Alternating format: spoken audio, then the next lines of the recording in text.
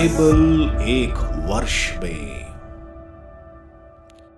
नमस्कार, आप सबका बाइबल एक वर्ष में स्वागत है। आप सब ने जो कदम उठाया है प्रभु के वचन सुनने के लिए, यह हमारे जीवन के अंधेरों को दूर करेंगे और हमें प्रभु के प्रकाश में चलाएंगे।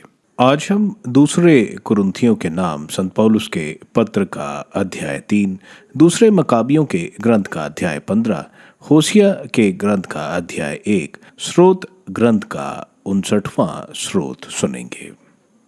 प्रभु का वचन सुनने से पहले आइए हम ईश्वर से प्रार्थना करें। हे प्रभु, हम आपका वचन सुनने वाले हैं। हमारे मन की आंखें खोलें और हमें आध्यात्मिक प्रज्ञा दें ताकि हम आपको जान सकें और आपके वचन के अनुसार अपना जीवन जिएं। यह हम मांगते हैं आपसे प्रभु यीशु के नाम, आमीन। कुरिन्थियों के नाम संत पौलुस का दूसरा पत्र, अध्याय 3, नए विधान की धर्म सेवा। क्या हम फिर अपनी प्रशंसा करने लगे? क्या कुछ अन्य लोग की तरह यह हमारे लिए आवश्यक है कि हम आपको सिफारिशी पत्र दिखाएं या आपसे मांगें? आप लोग तो हैं हमारा पत्र जो हमारे हृदय पर अंकित रहता है और जिसे सब लोग देख और पढ़ सकते हैं। आप लोग निश्चय ही मसीह का वह पत्र है जिसे उन्होंने हमसे लिखवाया है। वह पत्र स्याही से नहीं बल्कि जीवंत ईश्वर के आत्मा से, पत्थर की पट्टियों पर नहीं बल्कि मानव हृदय की पट्टियों पर लिखा हुआ है। हम यह दावा इसलिए कर सकते हैं कि हमें मसीह के कारण ईश्वर पर भरोसा है। इसका अर्थ यह नहीं कि हमारी कोई अपनी योग्यता है। हम अपने को किसी बात का श्रेय नहीं दे सकते। हमारी योग्यता का स्रोत ईश्वर है। उसने हमें एक नए विधान के सेवक होने के योग्य बनाया है और यह विधान अक्षरों का नहीं बल्कि आत्मा का है, क्योंकि अक्षर तो घातक हैं किंतु आत्मा जीवन दायक है। उस विधान के अक्षर पत्थर पर अंकित थे और उसके द्वारा प्राण दंड दिया जाता था। फिर भी उसकी महिमामय घोषणा के फलस्वरूप मूसा का मुखमंडल इतना दीप्तमय हो गया था कि इजरायली उस पर आंख जमाने में असमर्थ थे। यद्यपि मूसा के मुखमंडल की दीप्ति अस्थायी थी। यदि पुराना विधान इतना महिमामय था तो आत्मा का विधान कहीं अधिक महिमामय होगा। यदि दोषी ठहराने वाले विधान का सेवा कार्य इतना महिमामय था तो दोष मुक्त करने वाले विधान का सेवा कार्य कहीं अधिक महिमामय होगा। इस वर्तमान परम श्रेष्ठ महिमा के सामने वह पूर्ववर्ती महिमा अब निस्तेज हो गई है। यदि अस्थाई विधान इतना महिमामय था तो चिरस्थायी विधान कहीं अधिक महिमामय होगा। अपनी इस आशा के कारण हम बड़ी निर्भीकता से बोलते हैं। हम मूसा के सदृश नहीं हैं। वह अपने मुख पर पर्दा रखा करते थे जिससे इजरायली उनके मुखमंडल की मंद हो जाने वाली नश्वर महिमा न देख पाए। इजरायलियों की बुद्धि कुटित हो गई थी और आज भी जब प्राचीन विधान पढ़कर सुनाया जाता है तो वही पर्दा लगा रहता है। वह लगा रहता है क्योंकि उसे मसीह ही हटा सकते हैं। जब मूसा का ग्रंथ पढ़कर सुनाया जाता है तो उनके मन पर आज भी पर्दा पड़ा रहता है, किंतु जब कोई प्रभु की ओर अभिमुख हो जाता है तो वह पर्दा हटा दिया जाता है, क्योंकि प्रभु तो आत्मा है और जहाँ प्रभु का आत्मा है वहाँ स्वतंत्रता है। जहाँ तक हम सब का प्रश्न है, हमारे मुख का पर पर्दा नहीं है और हम सब दर्पण की तरह प्रभु की महिमा प्रतिबिंबित करते हैं। इस प्रकार हम धीरे धीरे उसके महिमामय प्रतिरूप में रूपांतरित हो जाते हैं और वह रूपांतरण प्रभु अर्थात आत्मा का कार्य है।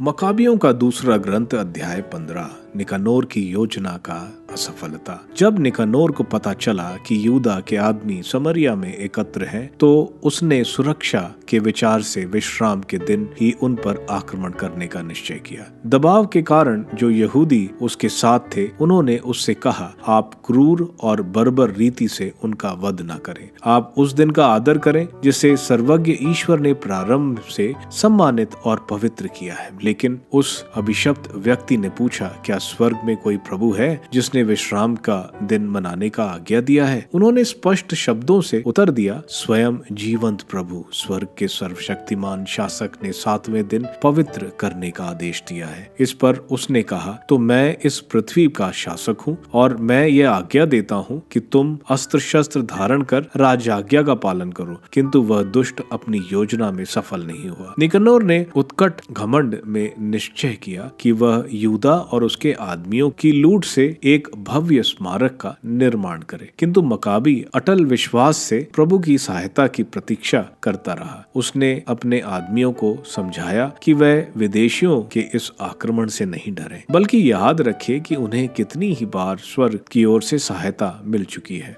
इसलिए वे अब भी विश्वास करें कि सर्वशक्तिमान उन्हें विजय दिलाएंगे। उसने संहिता और नबियों को हवाला देते हुए उन्हें उत्साहित किया। उसने उन्हें यह याद दिलाया कि वह कितनी लड़ाइयां लड़ चुके हैं। उसने उनमें लड़ने का उत्साह भरकर यह भी बतलाया कि विदेशी कैसे विश्वासघाती हैं और कैसे अपनी शर्तें भंग करते रहे हैं। इस प्रकार उसने न केवल ढालों और भालों से बल्कि अपनी प्रभावशाली बातों से प्रत्येक व्यक्ति को तैयार किया। इसके बाद उसने उन्हें एक विश्वास योग्य स्वप्न के विषय में भी बताया, जिससे सभी अत्यधिक आनंदित हो उठे। उसका वह दर्शन इस प्रकार था, उसने देखा कि ओनियास जो कभी प्रधान याजक रह चुका था, जो कुलीन और विनम्र व्यक्ति था तथा जिसका व्यवहार बड़ा मधुर था, जो अच्छा वक्ता था और बचपन से ही सभी सद्गुणों से संपन्न था, हाथ उठाकर समस्त यहूदी प्रजा के लिए प्रार्थना कर रहा है। इसके बाद यूदा को एक ऐसा पुरुष दिखाई पड़ा जो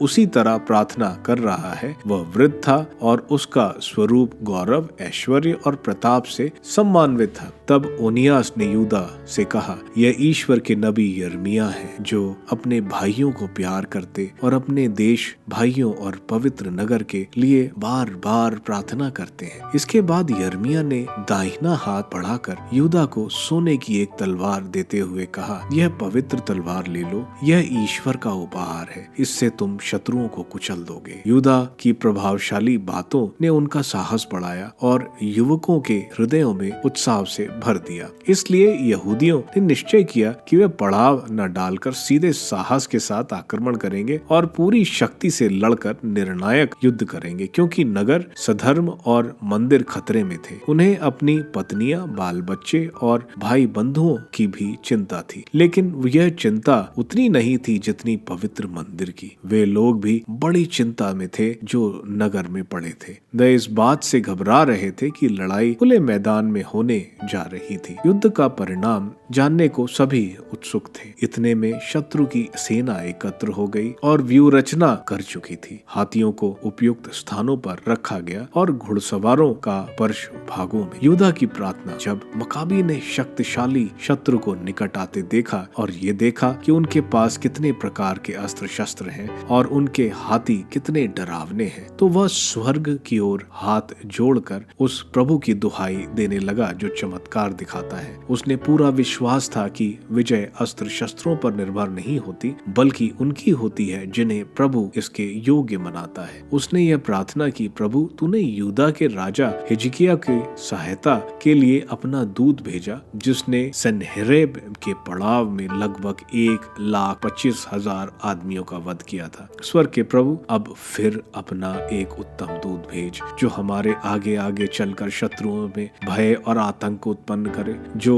लोग ईश निंदा करते हुए अपनी पवित्र प्रजा पर आक्रमण करने आ रहे हैं, उन्हें अपने भुजबल से मार गिरा। उसने इन शब्दों के साथ अपनी प्रार्थना समाप्त की। यहूदियों की विजय। निकनोर के सैनिक नरसिंह बजाते और गीत गाते आगे बढ़े। यूदा के आदमी प्रार्थना करने के बाद प्रभु की दुहाई देते हुए शत्रुओं पर टूट पड़े। वे हाथों से लड़ रहे थे और हृदय में ईश्वर की प्रार्थना कर रहे थे। उन्होंने ईश्वर की सहायता का अनुभव करते हुए उल्लासित होकर 35,000 आदमियों को मार गिराया। जब लड़ाई समाप्त हुई और वे आनंद के साथ पीछे हटे तो उन्होंने देखा निकनोर कवच पहने मरा पड़ा है। इस पर वे गगनभेदी नारे लगाने और अपनी मातृभाषा में सर्वशक्तिमान प्रभु को धन्य कहने लगा। तब यूदा ने, जो अपने सहनागरिकों के लिए सदा तन मन से प्रथम पंक्ति से लड़ता रहा और बाल्यावस्था से अपने देशवासियों को प्यार करता आया, निकनोर का सर और उसकी पूरी दाहिनी बांह काट देने और उन्हें यरूशलेम ले जाने का आदेश दिया। जहां पहुंचकर उसने अपने देश भाइयों और याजकों को एकत्र किया और स्वयं वेदी के सामने खड़ा रहा। उसने गढ़ के लोगों को बुला भेजा और उन्हें दुष्ट निकनोर का सर और इस ईश निंदा का हाथ दिखलाया जिसे उसने घमंड के आवेश में सर्वेश्वर के मंदिर के विरुद्ध उठाया था। उसने विधर्मी निकनोर की जीभ कटवाकर उसके टुकड़े पक्षियों को दे देने और उन्माद के पुरस्कार के रूप में उसका हाथ मंदिर के सामने लटकाने का आदेश दिया। तब सब ने स्वर की ओर आंखें उठाकर प्रभु को धन्यवाद दिया जिसने प्रकट रूप से उनकी सहायता की थी। उन्होंने कहा, धन्य है वह जिसने अपने निवास को दूषित होने से बचाया है। यूदा ने निकनोर का सिर गढ़ की दीवार पर लटका दिया जिससे वह सबके लिए एक सुस्पष्ट प्रणाम हो कि प्रभु ने उनकी सहायता की थी। यह निर्णय सर्वसम्मति से किया गया कि उस दिन को नहीं भुलाया जाए, बल्कि सीरिया की भाषा में अदार नामक महीने के 13वें दिन मुर्दकाय दिवस के पूर्व दिन समारोह के साथ उसका उत्सव मनाया जाए। लेखक का निवेदन ये है, निकनोर के समय की घटनाएं उस समय से नगर इब्रानियों के ही अधिकार में रहा। अब यहाँ मैं भी अपनी रचना समाप्त करता हूँ। यदि यह सुंदर और सुगठित है तो मैं समझूंगा कि मेरा उद्देश्य सफल हुआ, किंतु यदि यह शिथिल और बहुत साधारण है तो मैं इतना ही कर सकता था। जिस तरह केवल मदिरा या केवल पानी पीना हानिकर है जब तक कि पानी मिली मदिरा रुचिकर होती है और मन प्रसन्न कर देती है, उसी तरह कोई रचना सुंदर वस्तु विन्यास के कारण पाठकों के लिए ऋतु मधुर हो जाती है। बस यही मेरा वृत्तांत।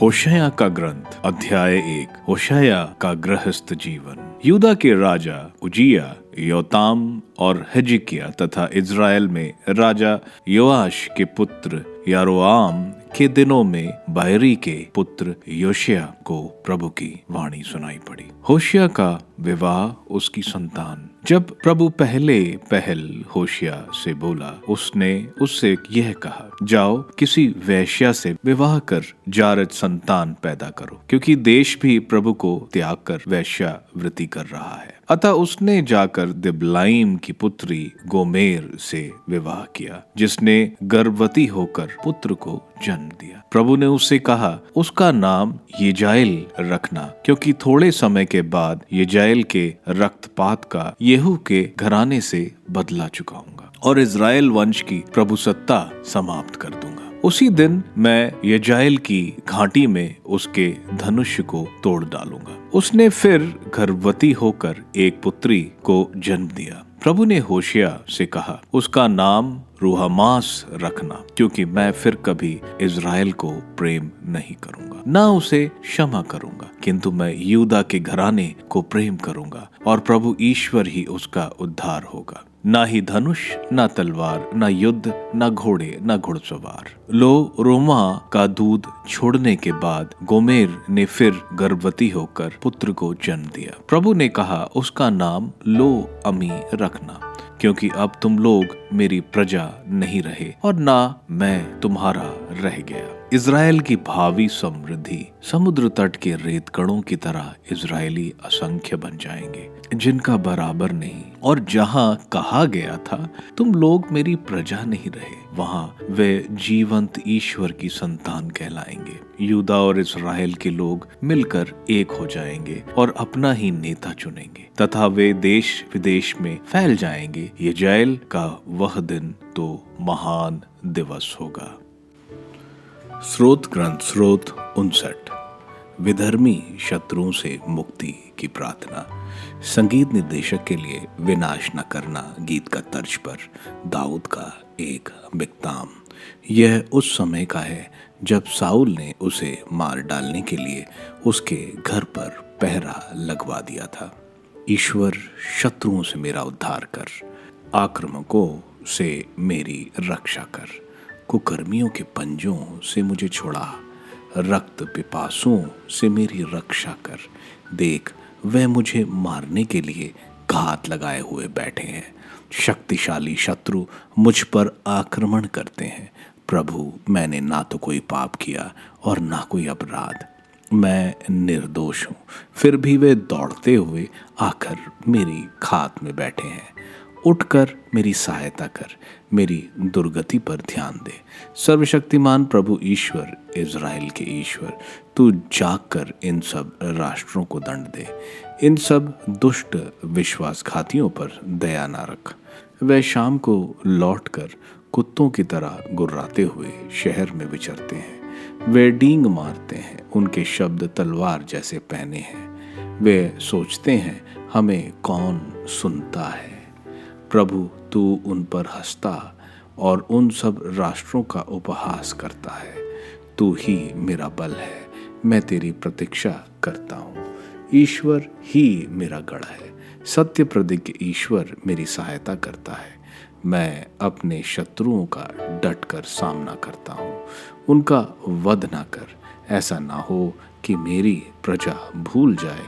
तेरा सामर्थ्य उन्हें भगा दे और नीचा दिखाए, क्योंकि प्रभु तू ही हमारी ढाल है।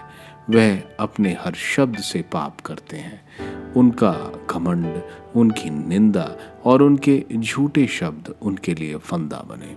तेरा क्रोध उन्हें भस्म कर दे, उनका नाम निशान भी ना रहे। वे जान जाएं कि ईश्वर पृथ्वी के सीमांतों तक याकूब पर राज्य करता है। वे शाम को लौटकर कुत्तों की तरह गुर्राते हुए शहर में विचरते हैं। वे आहार की खोज में भटकते फिरते हैं। वे तृप्त ना हो पर रात भर हुआते हैं। मैं तेरे सामर्थ का बखान करता हूँ। मैं प्रातः तेरी सत्य प्रतिज्ञता की स्तुति करता हूँ, क्योंकि तू मेरा गढ़ है, संकट के समय मेरा शरण स्थान। तू ही मेरा बल है, मैं तेरी स्तुति करूँगा। ईश्वर ही मेरा गढ़ है, वह मेरा सत्य प्रतिज्ञ ईश्वर है। कुरिन्थियों के नाम संत पौलुस के दूसरे पत्र के अध्याय 3 में हम देखते हैं संत पौलुस बोल रहे हैं कि बाकी लोग जो सिफारिश की चिट्ठी ला रहे हैं कि वे ही प्रभु के सुसमाचार को सुनाने के काबिल हैं, क्योंकि संत पौलुस के पास ऐसी कोई चिट्ठी नहीं है। वे बोल रहे हैं कि वे ही सच्चे प्रेरित हैं, क्योंकि कुरिन्थ की कलीसिया जो उन्होंने स्थापित की थी वह इसकी गवाही देता है। संत पौलुस यहाँ यिर्मयाह नबी और एजेकियल नबी द्वारा की गई भविष्यवाणी बता रहे हैं कि जो भविष्यवाणी की गई थी एक नए विधान की और प्रभु द्वारा नियम हृदय पर लिखी जाएगी। जो एजेकियल के ग्रंथ में लिखा है उसको संत पौलुस बता रहे हैं कि यह नया विधान जो कि प्रभु की आज्ञाएं हमारे हृदय में लिखता है, जिसको हम पवित्र आत्मा की ताकत से पालन कर सकते हैं।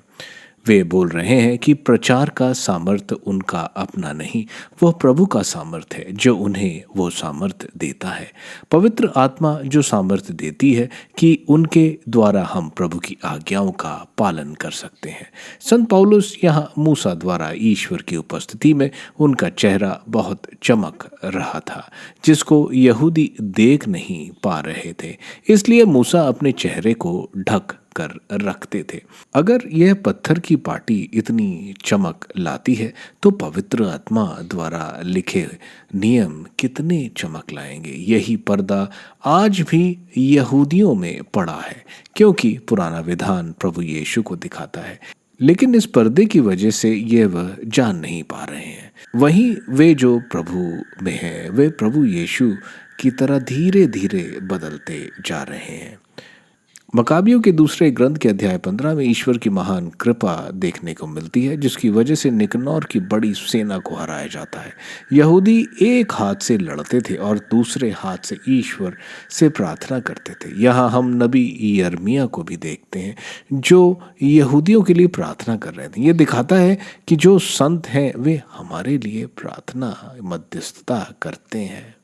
होशिया के ग्रंथ के पहले अध्याय हमें प्रभु और इज़राइल का रिश्ता दर्शाता है। इज़राइल प्रभु की वधु है, लेकिन उसने प्रभु के साथ विश्वासघात किया। उसने एक वैश्या की तरह अन्य देवताओं और मूर्ति पूजा की जो प्रभु को घृणित है। यहाँ प्रभु होशिया को एक वैश्या से शादी करने को बोल रहे हैं। होशिया ने वैसा ही किया। होशिया का पहला पुत्र जिसका नाम जज़रैल रखा जाता है, उसका मतलब है कि इज़राइल का सर्वनाश जज़रैल की घाटी में होगा। दूसरी बेटी का नाम लोरुमा, यानी ईश्वर इज़राइल पर कभी दया नहीं दिखाएंगे, लेकिन वे यूदा पर दया जरूर दिखाएंगे। तीसरी बेटी का नाम वो लो अमी रखते हैं, जिसका मतलब है ये लोग मेरे नहीं हैं, यानी प्रभु उनके ईश्वर नहीं है। स्रोत ग्रंथ के 59वें स्रोत एक विलाप का स्रोत है। स्रोतकार उसके दुश्मन जो उसे कुत्ते की तरह पीछा करते हैं उसके बारे में बता रहे हैं। ईश्वर निर्दोष की रक्षा करते हैं, क्योंकि ईश्वर ही ढाल और रक्षक हैं जो अपने विश्वासियों की रक्षा करते हैं। यही विश्वास स्रोतकार अपने ईश्वर में रखता है। आप सबको धन्यवाद ईश्वर के वचन सुनने के लिए। मैं आपसे विनती करता हूं कि आप बाइबल एक वर्ष में को दूसरों के साथ शेयर करें, क्योंकि प्रभु का वचन स्वयं प्रभु यीशु है। प्रभु को दूसरों को देने वालों को प्रभु की आशीष जरूर मिलेगी। मैं आप सबका बड़ी बेसब्री से कल इंतजार करूंगा। धन्यवाद।